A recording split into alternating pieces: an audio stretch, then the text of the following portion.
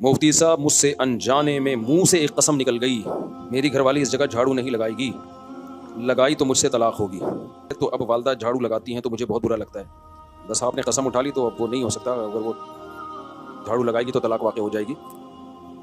अल्फाज मुंह से निकालने से पहले इंसान को सोचना चाहिए। मुंह से ही अल्फाज निकलते हैं, रिपोर्ट तो यही है कि और से अगर निकलते हो तो रिपोर्ट आई। इस पर एक लतीफ़ा याद आ रहा है मुझे, सच्चा लतीफ़ा।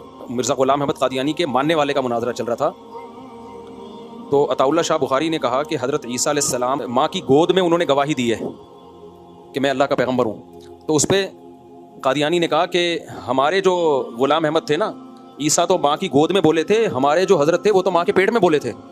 तो अताउल्लाह शाह बुखारी रहमतुल्लाह ने फरमाया कि अच्छा रुकिए ज़रा, माँ के पेट में बोले थे ना, अगर ये इस वाले सुराख से आवाज़ आई थी तो फिर पता कैसे चल रहा था माँ बोल रही है या बच्चा बोल रहा है? अगर वहाँ से आई थी तो यार ये तुम्हारे पैगम्बर उधर से आवाज़ निकालते थे वो।